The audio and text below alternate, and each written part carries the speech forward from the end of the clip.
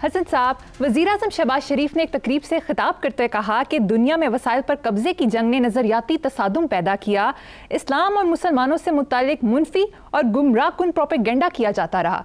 वैसे मुझे समझ नहीं आई, शहबाज शरीफ इस बयान में कहना क्या चाह रहे हैं? वो सुना है, एक हमारे एक ज़माने में, हमारी जवानी के दिनों में एक सीरियल चला करता था, उसमें एक कैरेक्टर होता था दह जमाता पास डायरेक्ट हवालदार। अब कहना कुना बेचारों ने क्या है, ये बात बराए बात है, खांकती है, जिसमें कॉन्ट्रडिक्शन है। दुनिया में वसाइल पे कब्जे की जंग ने नजरियाती तसादुम, और नजरिया रह कौन सा गया है दुनिया में?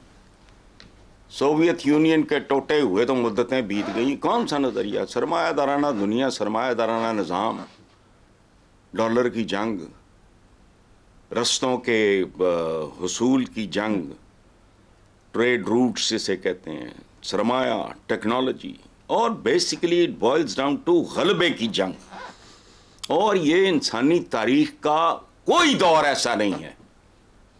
हमारे आका का हुक्म क्या था हमारे लिए? हम तो बड़े ढीठ और बेशर्म निकले।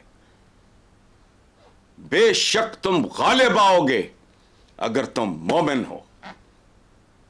और मोमिन कौन होता है? ये भी डेफिनेशन है कुरान पाक में, है कि मोमिन अपने अहद के साथ हम आहंग होता है, उसके तकाज़ों को समझता है। हम इतने बोते गए गुजरे घटिया लोग हैं कि ये बल्ब जो जल रहा है उससे लेके इस कैमरे तक, वो कितनी बार कहूं, ये जितना मॉडर्न आलात हैं अच्छे हॉस्पिटल्स में, ये वो सारे तुम लोगों ने तो माचिस नहीं बनाई, हमने खाक गलबा, मोमिन होते तो गलबा हासिल करते ना। हमने तो इंजेक्शन नहीं बनाया। और तुम्हारा जीनियस था गालिब, पहली बार माचिस देखी पागल हो गया। गोरों के बारे में उसने कहा है कैसी कौम है जो आग जेब में लिए फिरती है। तुम्हारा मुहावरा था अग लैन आई तो घर वाली बन बैठी, पाथियां साड़न वाले। इस बर्रे सगीर में पहली बार हैंड पंप आया तो लोगों ने कहा बम्बा। रेलवे इंजन के बारे में बर्रे सगीर पूरा कहता था गोरों ने, फरंगियों ने इनमें जिन बंद किए हुए हैं। सीताराम की सरगुज़श्त पढ़ो कभी। एक हिंदू सोल्जर था, शौकिया लिखता था, वो राइटर नहीं था। उसकी मौत के बरसों बाद उसने कहा ये इसमें फरंगियों ने जिन्नात बंद किए हुए लोहे के डब्बों में, जो वो जाहिर है वो था उस जमाने की रेल जो थी वो तो भाप शाप स्टीम इंजन था, कि वो कोयला खाते और उबलता हुआ पानी पीते हैं, बाहर निकलने की स्ट्रगल करते हैं तो इंजन चलता है और साथ ट्रेन चलती है। ये औकात है वो पहले। और अब रिसेंटली मैंने पढ़ा कि इंग्लैंड में जहां ज्यादा रश होगा, लोगों के कदमों की थाप से या धमक से बिजली बनेगी। और तुम्हें कख समझ नहीं आती, हमारे खिलाफ प्रोपेगेंडा। वो इंग्लैंड में पिछले दिनों में पढ़ रहा था, एक पूरे का पूरा खानदान हराम खा रहा था गवर्नमेंट का, सारे माजूर बने हुए थे। उनके किसी शरीके ने उनकी वीडियो शीडियो बनाई, मुतल्लिका महकमे को दे दी, वो सारे नाच रहे थे, औरतें मर्द। पूरी दुनिया में आपकी क्या शोहरत है मुझे ये बताओ। अब ये कहना है कि वो जी अच्छा, एक तरफ वो कह रहा है कि क्या वसाइल पे कब्जे की जंग कब नहीं थी। मुसीबत ये है, ये नीम खानदा से लोग होते हैं, कभी जिंदगी में अदाबर्स पढ़ लिया, कभी वो नसीम हजाजी को मुंह मार लिया, बस। दुनिया की रिकॉर्डेड हिस्ट्री में एक दिन बताओ जब वसाइल पे कब्जे की जंग नहीं थी। अमीर तैमूर के बारे में हेरल्ड लैम लिखता है, अर्थ एलेक्जेंडर नहीं, सिकंदर आजम नहीं, हमारा अमीर तैमूर, जिसके बारे में बड़े फख्र से कहते हैं वो कुरान पाक यूं भी और फिर रिवर्स में भी पढ़ लेता है। कैसा है? उसने जाके ऑटोमन्स के बायजीद यल्दरम का सत्यानाश कर दिया। कहां से उठ के आया? भी मारते हैं नजरियाती सियासत, ये डायलॉग बाजी है सारी, पता पुता इन्हों कख भी नहीं, सवाए चेकबुक दे कदी इन्होंने जिंदगी चो कोई किताब नहीं चाहिदी पढ़ी। दुनिया में और ख़ास तौर पे नेशन स्टेट्स के बाद और साइंस और टेक्नोलॉजी के बाद तो कहानी बदल गई है। तुम बेचते क्या हो? हमारे चंद मुसलमान मुल्क जो खुशहाल हैं तो भी उनकी वजह से हैं, क्योंकि पेट्रोल उनकी ईजाद है। ईजाद नहीं कहना चाहिए, आई एम सॉरी, ये उनकी दरियाफ्त है। इंसान का काम है डिस्कवर करना, रब्बुल आलमीन की पहेलियों को ढूंढना। ये असल जिहाद है मॉडर्न टाइम का। ये एवं उठ के ये बेखबरी है, जहालत है, या एवं बस स्टेटमेंट पूरा स्टेटमेंट है। चलो ठीक है हसन साहब, हम आगे चलते हैं। आप हमेशा से कहते हैं कि कोई भी हो अगर अवाम के लिए अच्छा काम करेगा तो हम उसे अप्रिशिएट करेंगे, हमारा काम तनकीद बराए तनकीद नहीं। मरीम नवाज ने chief minister youth initiative programme के तहत तलबा के लिए 20,000 इलेक्ट्रिक और पेट्रोल बाइक्स फराहमी के प्रोजेक्ट का आगाज़ कर दिया है। क्या कहेंगे इस अवामी इनिशिएटिव के बारे में? यार देखो, बात सुनो, तुमने जो बात की है उसका जवाब मैं इमीडिएट दे दूँ। मैं क्रिटिक हूँ इनका। जितना मरासपुना मैंने किचन गार्डनिंग पे किया, मैं ये जो बेड़ा खर्क किया इन्होंने फिरोजपुर रोड का, ये और गंद डाले इन्होंने, कमीशन किकबैक ये वो, किचन गार्डनिंग में था ही कुछ नहीं। अच्छा, उस पर वाह भी नहीं होनी थी।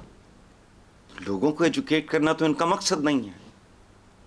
तो मैंने किचन गार्डनिंग पे इतने कॉलम, इतना अप्रिशिएट किया, और मेरे पढ़े लिखे करीबी दोस्तों ने कहा कि यार तू वो पता नहीं ऑरेंज ट्रेन की मुखालफत कर रहा है किचन गार्डनिंग। मैंने कहा तुम्हें पता नहीं है कितना बड़ा रेवोल्यूशन हो सकता है, लेकिन नहीं। सो ये मेरा जिंदगी में, देखो बात सुनो, मैं कोई आबिद व ज़ाहिद या कोई सूफी तो नहीं हूँ। मेरा काम ही मेरी इबादत है, इसमें डंडी नहीं मारी कभी, इसीलिए कभी किसी के साथ बनी नहीं। सुनो, ये पीली टैक्सी भी ये अवामी इनिशिएटिव नहीं था, कहाँ गई वो? ये सारे धोखे हैं, ये शराब हैं, ये मुल्क वहां नहीं है। ये उसे भी पीली टैक्स को भी बड़े मरासी लगे हुए थे उसमें। देखो मुल्क में फिर क्या करूं मैं, वही बात, बुनियादी जौहरी तब्दीलियां। और याद रखना, पाकिस्तान का मुझे इसलिए बहुत परेशान कुन फ्यूचर लग रहा है, यहां कोई बंदा लॉन्ग टर्म बात करने को तैयार नहीं। इधरों पाओ उधरों कर लो, फौरी तालीम, फौरी वोट, फौरी कमीशन। पाकिस्तान स्टेज से गुजर चुका है, कान खोल के सुन लो। तुम्हें लॉन्ग टर्म सोचना पड़ेगा, लेकिन कोई नहीं करेगा, क्योंकि कमसरफों की नजर अगले इलेक्शन पे होती है, अगली नस्लों पे नहीं। ढंग का काम जो भी करेगा इस मुल्क में, उसको गाली सुननी पड़ेगी, उसे वोट बैंक कुर्बान करना पड़ेगा, उसे लोगों की तरबियत करना पड़ेगी कि नहीं, इधर पाओ हथेली पे सरसों जमाना। ये क्या काम है भाई? रंगबाजों की तरह ये कर लो वो कर लो। अच्छा, ये अजीबोगरीब लॉन्ग टर्म पाकिस्तान में। अच्छा, हम शॉर्टकट के लोग हैं, कौम भी वैसी है, हम भी वैसे ही हैं।